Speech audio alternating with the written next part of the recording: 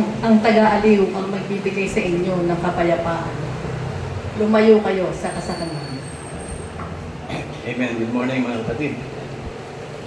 Sa experience natin bilang mga Kristiyano, dumating na ba dun sa sitwasyon na nagkaroon ka ng tapang, determinasyon na lubos na magtiwala sa Diyos talaga?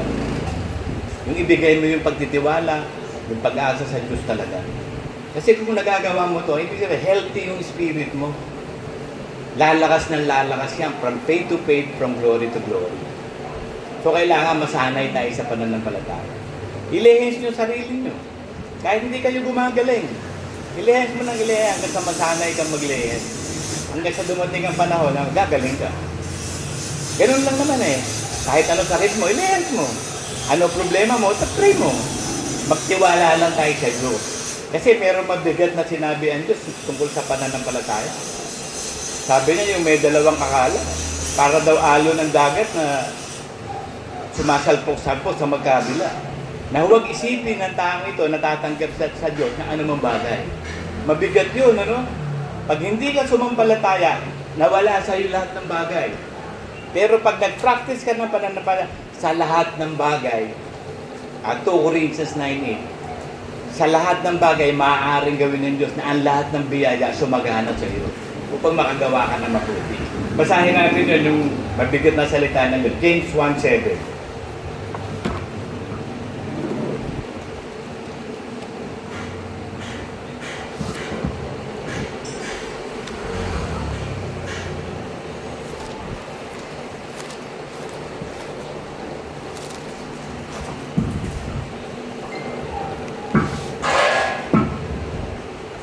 Ito sabi, James 1:7.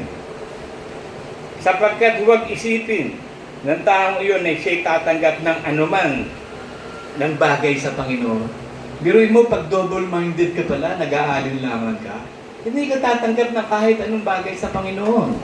Pero kapag sumampalataya ka naman at nasanay na, maaaring gawin ng Diyos na iyo ang lahat ng biyaya sumagana. 2 Corinthians 9:8.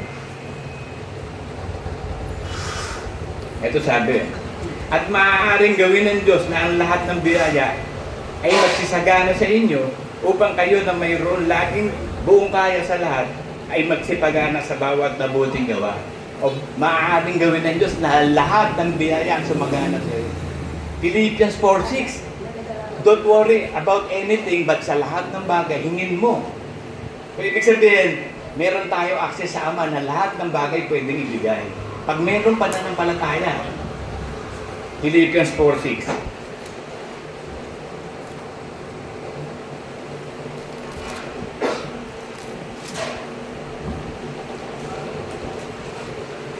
Huwag kayong mabahala sa anumang bagay.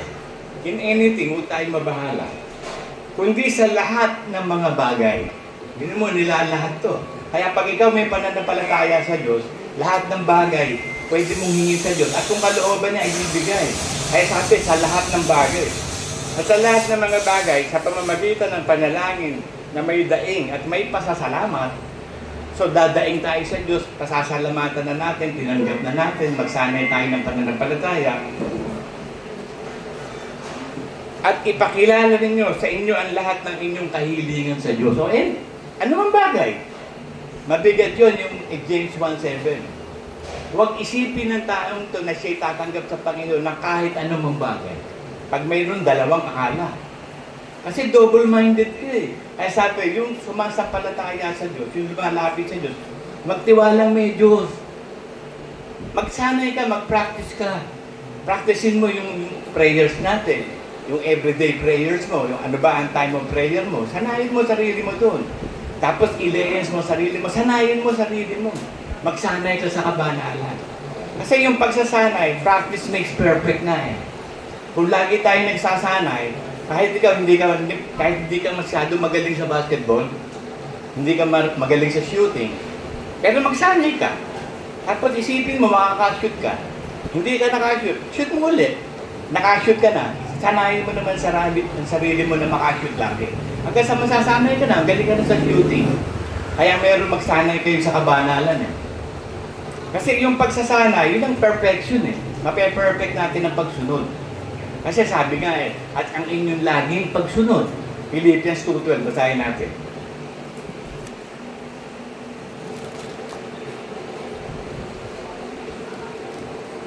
Kaya nga mga mahal ko, kung paano ang inyong laging pagsunod. Bakit naging laging sumusunod tayo? Kasi napapractice natin ang pagsunod. Kaya nga laging pagsunod Na hindi lamang sa harapan ko, kundi bagkus pa ngayong ako'y wala.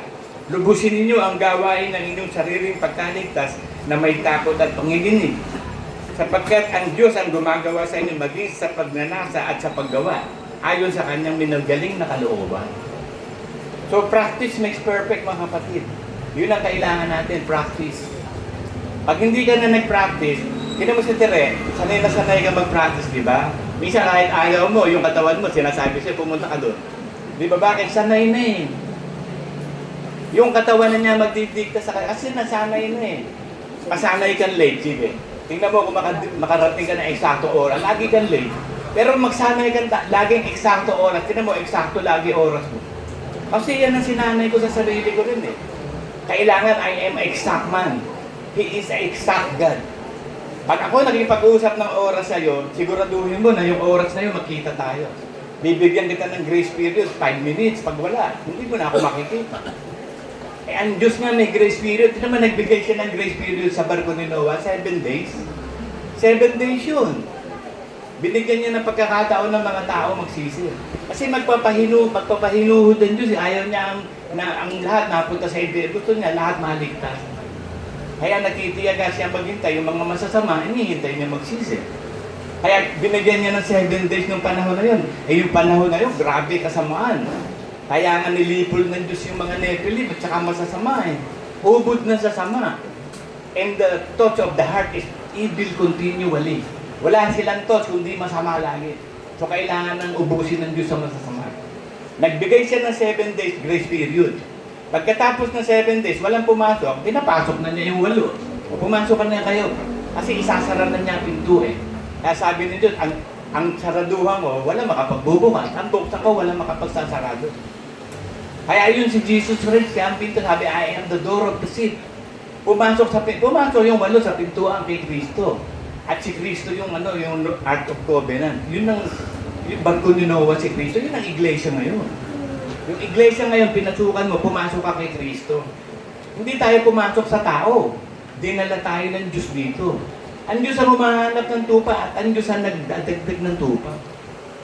Ang Diyos ang nagbibigay ng pananampalataya. Lahat ng bagay sa Diyos. Wala tayong ginawa. Ang ginawa natin, nagsisi at sumampalataya. Nakita ng Diyos yung pagsisisi mo at pananampalataya. O kung petohin ka ng Diyos, ibibigay sa iyo Espiritu Santo para maihanda ka. Ibabaptize ka sa Holy Spirit, ibabaptize ka sa tubig, at mananatili ka sa pananampalataya. Hanggang sa lumago ng lumago ang pananampalataya mo. From faith to faith, from glory to glory. Kasi sinasanay mo sarili mo. Tignan nyo dito sa atin dito, pagkatapos ng worship natin, nagle-lehens ako. Kahit hindi ka gumagaling, palehens ka. Hindi naman ako nagpapagaling Ang Diyos At lumalapit ka naman sa Diyos, hindi naman sa akin Instrumento lang ako Yung faith ko rin, nandun ang faith ko na lahat ng ile-lehens ko, Lord, pagagalingin mo Ganun ka din, Panginoon, pag nagpalehens ako kay Lord, Kuya Larry, pagagalingin mo ako. It is faith. That is the practice of faith. Sanayin mo sarili mo. Yung sanay ka mag-ikapot maganda, pagdating pa lang ng pera mo, iniisip mo na mag-ikapot Pero yung hindi ka sanay mag-ikapot maganda, nako, meditate mo pa, ikagawa ako, hindi. Ganun nasa pagsasana yun, mga kapatid. Kaya sabi, magsanay kayo sa kabanalan. Na ibig sabihin, lahat ng sinasabi ng Espiritu Santo sa iyo, ayon kay Kristo, gawin mo. Huwag ka nang magdili-dili. Gawin mo na yung sinasabi na Diyos kasi hindi natin alam ang oras Alam ba natin ang oras? Ang magnanakaw ka, darating sa hindi natin expected At tip in the night nga Hindi nga lang at tip in the night, at tip in any time si Jesus Christ kasi kung gabi dito halimbawa sa atin, umaga sa itong bansa, di anytime, alam nga naman sa gabi lang siya pupunta paano na yung ibang nasa liwanag? Hindi na makakasama. Kasi ang mundo natin, may season yan May time yan Merong gabi, may araw. Kaya sabi ng Panginoon, pagbaba ng Panginoon, hindi malalaman ng panahon na yun. Gabi ba o araw? Hindi ma-determine ng tao kasi araw pero ang dilim, madilim pero parang may araw. Ganun ang pagbaba ng Panginoong Hesus. Kaya ang pagbaba ng Panginoong Hesus, talagang hinihintay natin na may pagtitiyaga at pagtitiis. Ngayon, ayon sa iyong pagtitiis, Luke 19:11, sa pamamagitan ng iyong pagtitiis, ipagpupunyagin mo ang iyong kaluluwa. At yung sino man na nagbabata sa kalooban ng Diyos, ipagkatiwala sa Diyos ang kanyang kaluluwa sa tapat na lumalang. So sabi ko nga, na-experience nyo na ba yung talagang total submission to God? Yung ibinigay mo sa Diyos talaga lahat ng pagtitiwala, pananampalataya, healthy spirit ka. Hanggang sa masanay ka na lagi nung gano'n. Lahat ng gagawin mo may pananampalataya. Kasi nasimulan mo na eh. Kasi the hardest thing to do is the first step eh. Sabi nga, ang pinakamahirap gawin yung first step. Pag naka-first step ka na, susunod-sunod na yung step mo. Kaya nga hanga ako kay Abraham eh. Yung faith ni Abraham, ang tindi. Bigyan mo yung faith ni Abraham. Narinig niya tinig ng Diyos. Pinapunta siya, sabi niya, saan ako pupunta? Dadaling kita doon. Kasi hindi mo alam. Hindi niya alam yung pupunta. Pagkatapos, sabi nga, i-offering mo si Isaac. Talagang hindi siya nag-isip, i-offering niya si Isaac. Kaya sabi niya, binilang na katuwiran ang paggawa ni Abraham eh. Binilang na pananampalataya. Matindi. Hindi niya kinuwestiyon na, Panginoon, di ba sabi mo na sa lahi ko magmumula ang pagpapala sa binhi? Magiging parang buhangin sa dagat, bitugin sa langit. Eh ba't i-offer ito si Isaac? Diba? Practical mind, isipin mo. Sabi ng Diyos yun eh, diba? Hindi niya kinuwestiyon. Ang nasa puso niya, binubuhay naman ng Diyos ang anak ko, kahit patay, mabubuhay. I-offering ko. O edi in-offering. Yun ang ginawa ng Ama eh, in-offering si Kristo eh. Ganon din ang ginawa ni Kristo, in-offering niya sa sarili niya. Ganon din tayo. Nakakalugod sa Diyos, i-offering mo yung katawan mo bilang handog na buhay. So pag na-i-offering mo na yan, yung handog na buhay na katawan mo, nasasanay ka na sumunod sa Word of God. Sisiw na pagsunod sa Word of God. Lahat ng Word of God, kayang-kaya mong sundin. Sabi sa 1 John 5:3, ang kautusan ng Diyos ay madali. So walang mahirap sa kautusan ng Diyos. Bakit? May Holy Spirit na gumagawa. Ibinigay yung Espiritu Santong gagawa sa atin. Sabi niya, bibigyan kita ng renewed spirit, ilalagay ko yung Espiritu sa loob mo, palalakaran kita sa lahat na aking mga kautos at na isasagawa mo. So ang Diyos pa rin na magpapalakad sa atin. Sabi sa Isaiah 26:12, lahat ng gawa na ipinagagawa ng Diyos sa atin, nagawa na niya. At ang binubuhat natin krus, araw-araw binubuhat niya rin. Kaya lahat, ginawa ng Diyos eh. Kaya nga, libre. It is a gift. The eternal life is a gift. Kaya lang, ang ginawa ng Diyos sa atin, yung eternal life na yun, na gift na ibinigay sa atin, yung salvation of the soul, ginawang by hope. Kasi pag hindi by hope, di kita mo na. Yung hope, di ba, tumatanaw ka doon sa malayo. Umaasa ka sa hindi nakikita. Yun ang pananampalataya. Pananalig sa bagay na hindi nakikita, pag-asam sa bagay na magaganap talaga. Yun ang hope of faith natin eh. Iniligtas tayo by hope. Kasi kung hindi gano'n, wala na, magbabara-barabay ka. Biruin mo, ligtas ka na eh. Ano pa gagawin mo? Kaya sabi ni Pablo, kung walang muling pagkabuhay na maguli, di walang impyerno, walang langit. Eh, para saan pa faith? Eh di gawin na lang natin gusto natin. Wala namang impyerno eh. Eh meron eh. Kaya tayo takot sa Diyos, meron eh. Gaganapin natin ang pananampalataya para maligtas ka. Kasi may impyerno eh. Sabi ni Moses, Panginoon, kung hindi mo patatawarin ang bansang Israel, alisin mo na pangalan mo sa aklat ng buhay.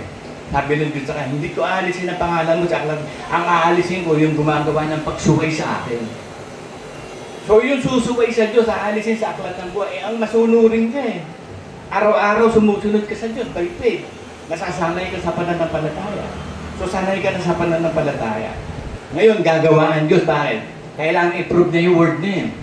Gagawa siya.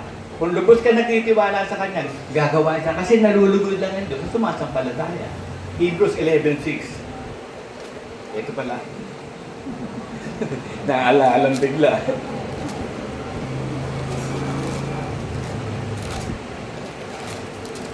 Hebrews 11:6.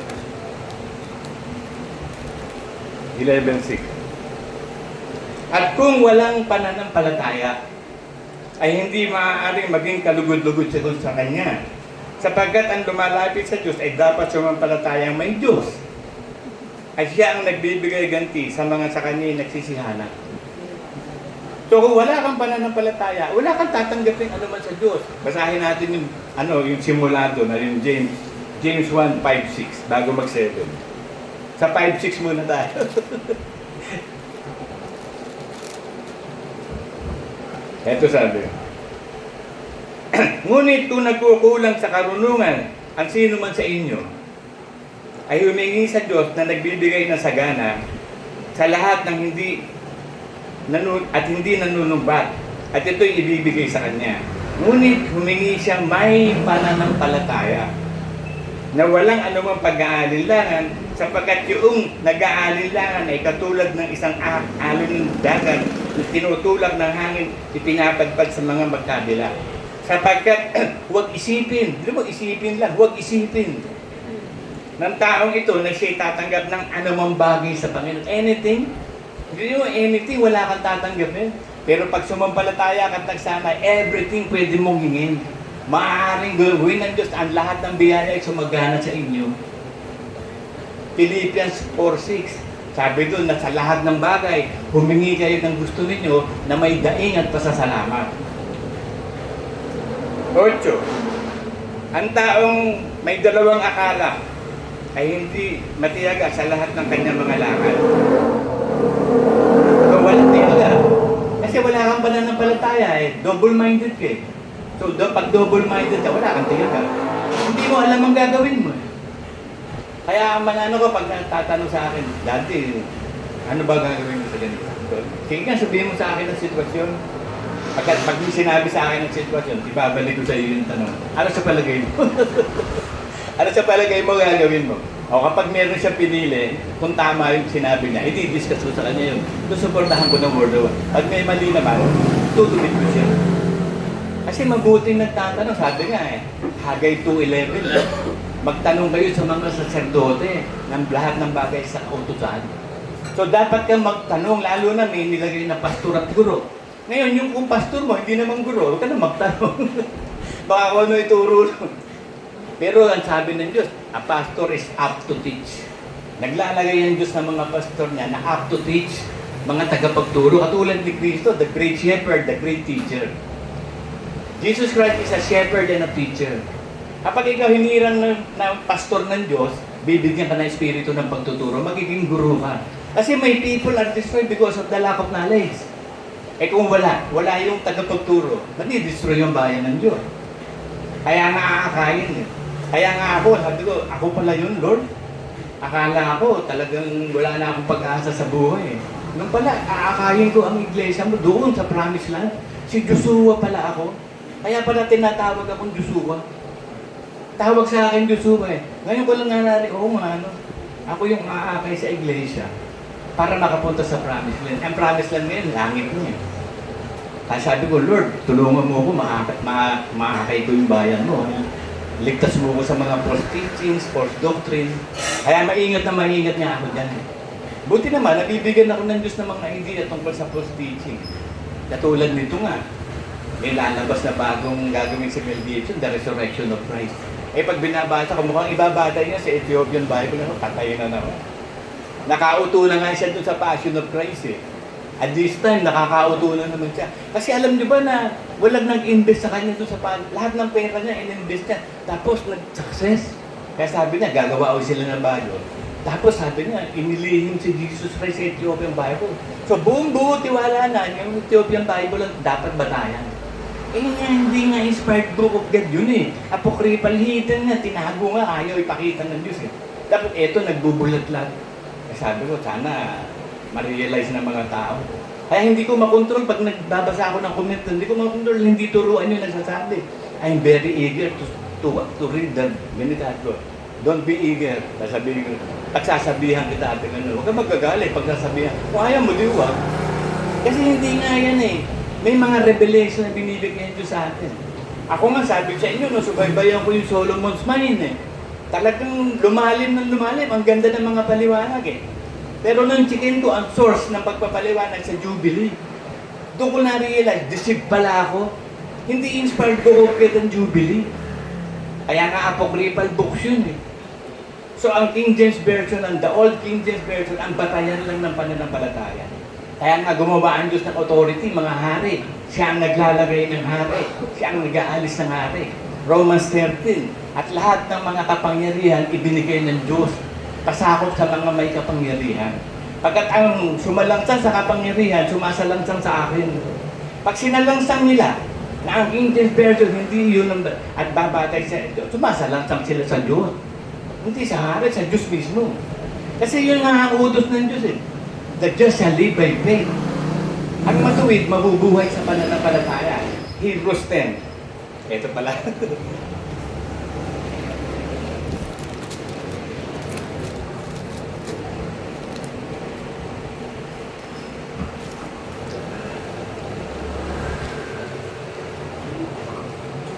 Umpisahan natin sa 35. Huwag nga ninyong itakwil ang inyong pagkakatiwala na may dakilang gantimpala. Sapagkat kayo nangangailangan ng pagtitiis upang kung inyong magawa ang kalooban ng Diyos, magsitanggap kayo ng pangako.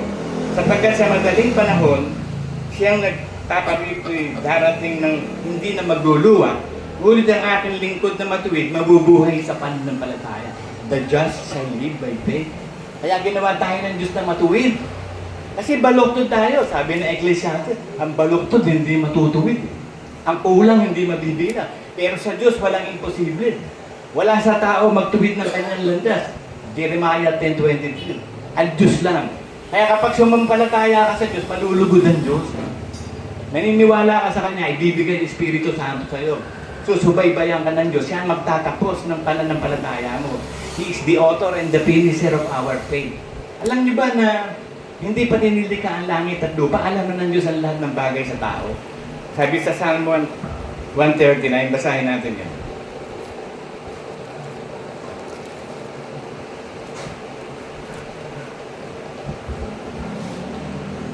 O Panginoon ko, iyong sinisiyasat ako at nakilala mo.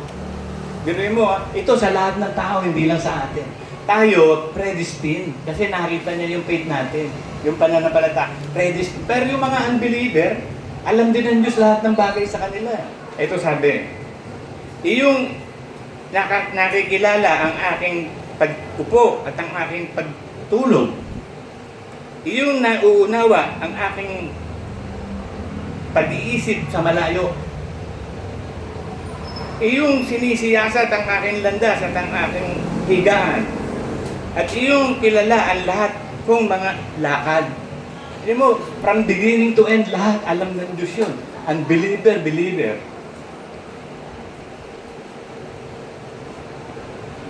Ang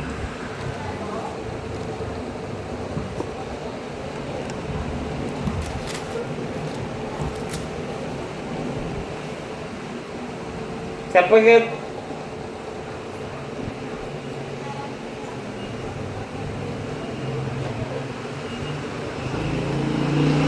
ngunit ang tulang ay hindi nakikilamula sa malayo.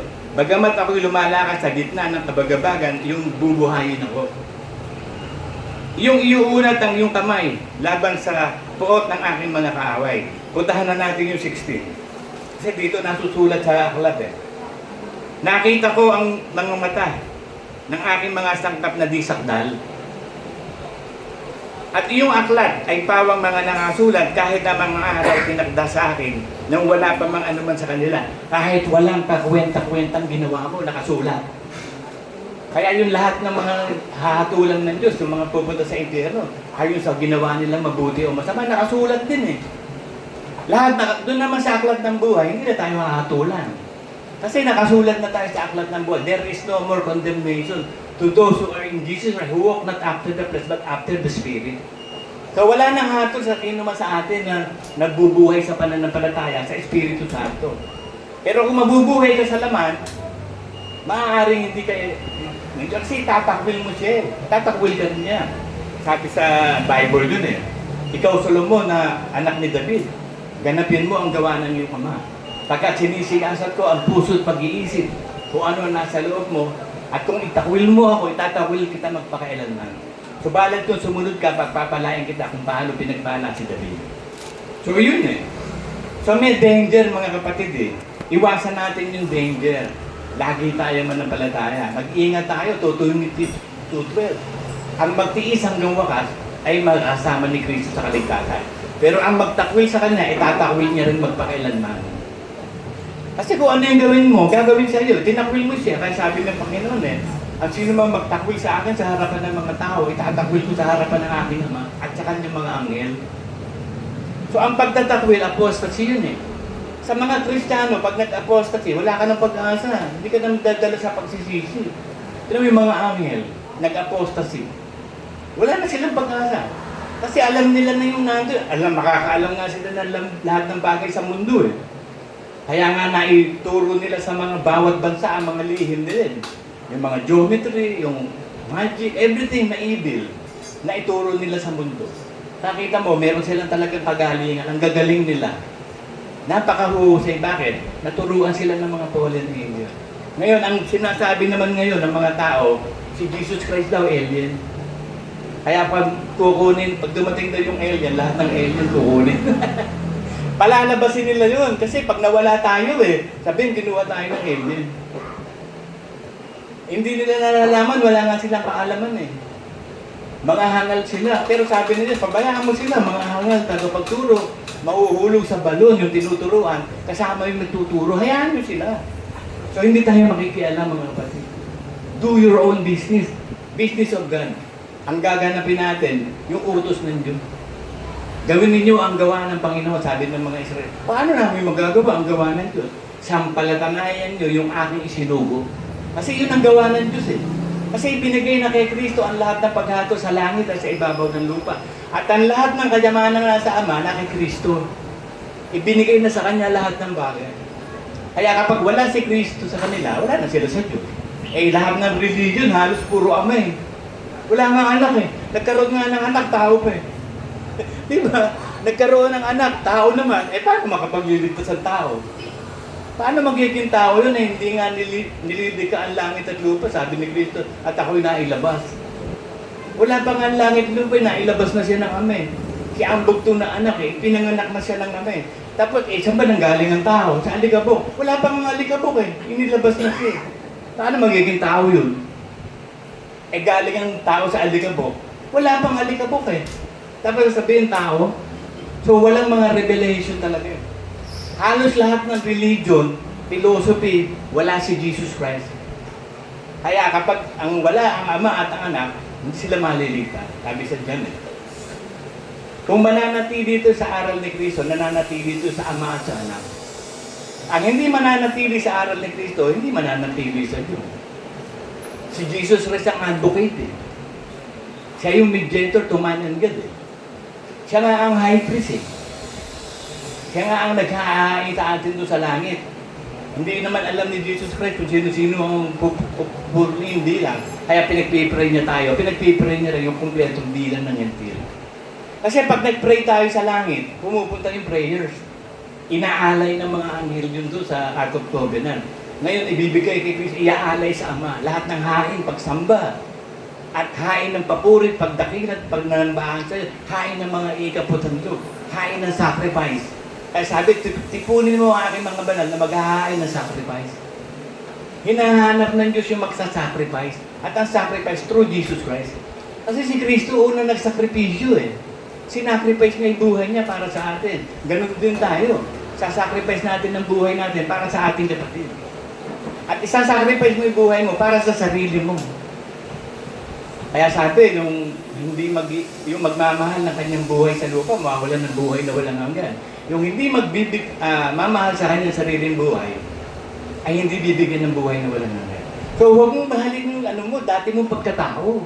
I-offer mo sa Diyos yun, yung katawan na yan, kasama ng dating pagkatao, para magkaroon ka ng buhay na walang hanggan. Ang magmamahal sa kanyang sariling buhay dito sa lupa, mawawalan ng buhay na walang hanggan. Ang hindi magmamahal, may buhay na walang hanggan. If you cannot deny yourself, you cannot be my disciple. Hindi ka pwedeng maging alagad ni Kristo nang hindi mo tatakwil ang sarili mo. Kasi yun ang susi, yung pagtatakwil sa sarili. Kasi pag tinakwil mo sarili mo, susunod mo Word of God. Masasanay ka ngayon sa Word of God. Iaalay mo araw-araw ang katawan mo bilang handog na buhay. Kasi araw-araw ang kaligtasan eh. Araw-araw ang pag-o-offering eh. Kaya nga hindi namamatay yung apoy dun eh. Doon sa holy place eh. Doon sa lugar ng burnt offering, hindi namamatay ang apoy dun. Araw-araw may apoy yun. Araw-araw tayo sasampalataya. Araw-araw tayo magsisisi. Araw-araw tayo mananal. Araw-araw. Ang araw-araw kasi kaligtasan eh. This is the day that the Lord has made. We will rejoice and be glad in it. The day is Jesus Christ. This is the day that the Lord has made. Pumunta ka bukas, the day na naman yun. This is the day. And this is the day. Ito ang araw ng kaligtasan. Hindi yung kahapon, hindi yung future. Kasi yung ginagawa mo ngayon, hindi yung future. So ano ginagawa mo ngayon? Ikaw ba'y nagsasanay sa pananampalataya? Ikaw ba'y sumusunod lagi sa word of... Ang future mo, langit. Sigurado yun. Nasa 1 Corinthians 15:1-2 yun eh. Ang sino bang mananatili sa salita at sa ebanghelyo na hindi na wala na may kabuluhan ng pananampalataya, maliban na lang kung walang kabuluhan ng pananampalataya niya. Sa pamamagitan ng ebanghelyo, ligtas kayo. At ang salitang itinatanim sa inyong kaluluwa, magliligtas ng inyong kaluluwa. Eh si Kristo yung tagapagligtas eh. Pag tinanggap mo si Kristo, tinanggap mo yung tagapagligtas na salita. Ang salita ang magliligtas eh. Kaya sabi, ang magtakwil sa akin, mayroong isang hahakot sa inyo sa salita. Ang salitang sinalita ko, sa huling araw, hahatulan kayo. Kaya nga, bakit tayo naging banal? Sapagkat ang kautusan ay mabuti, banal at matuwid. Eh, ipinamumuhay mo yung kautusan ni Kristo, kaya ka matuwid, kaya ka banal, kaya ka mabuti. Kasi walang mabuti nga eh. Ang Diyos lang ang mabuti. O paano ka magiging mabuti? Kaya nga hatulan yung mga taong sabi, mabuti siya. Mabuti ka pala ha. Eh, ang Diyos lang ang mabuti, tapos mabuti ka. Dito ka sa impyerno, mabuti ka pala. Kailangan at tanggapin mo makasalanan ka. Kaya nga bumaba si Kristo para sa makasalanan eh. Ang nangangailangan ng may sakit, ang doktor, yung may sakit. Eh, wala ka pala sakit, hindi mo kailangan si Kristo. Matuwid ka na pala, hindi mo na kailangan ng Diyos. Ang may kailangan sa Diyos, yung salbahe, yung masama na nagsisi. Kaya mapalad tayo eh. Kasi naging masama tayo noon. Ngayon hindi na, banal na tayo, matuwid na tayo. At pinipreserve ng Diyos sa matapat. Psalm 31:23. Ang matatapat na lingkod ng Diyos, pinipreserve. Proverbs 28:20. Ang matapat na lingkod, pagpapalangin sa lahat ng bagay. So yun ang papracticein natin araw-araw, maging matapat sa pananampalataya. Against all odds, kahit ano nangyayari, magtiwala ka sa Diyos. Kahit ano nararamdaman mo, kahit ano sinasabi ni Satanas sa'yo, kung ano naiisip mo, hindi ka mabubuhay dyan. The just shall live by faith. Magtiwala ka lang lagi sa salita ng Diyos. At mangyayari yun. Luke 1:37, walang salita ng Diyos na hindi may kapangyarihan. Lahat ng silanta ng Diyos may kapangyarihan. Pag pinaniwalaan mo, mangyayari agad yun. It will came to pass ka agad. Kasi ang Word of God, napakabisa eh. Double-edged sword yan eh. Magkabila ang talino niyan. Literal din yan, spiritual din yan. Eh yung iba hindi eh. Pag sasabihin, yung Bible kasi ang hirap intindihin, spiritual eh. Nasa literal kasi sila. Pag yun naman literal, sasabihin nila, hindi naman literal yan eh, spiritual yan. Bakit? Wala nga pananampalataya eh. Ang mabibigyan lang ng kaunawaan, yung sumasampalataya. Sabi ni Kristo, ibinigay na sa akin ang lahat ng bagay sa Ama. Ang nakakakilala sa anak, ang Ama. Ang nakakakilala sa Ama, ang anak. At yung gustong pagpahayagan ng anak. Luke 7. Ewan ko, basta nasa Luke yun. Luke, something like that. Luke 7:27 yan, or I don't know. Mga kapatid. Sabi dito sa Proverbs 26.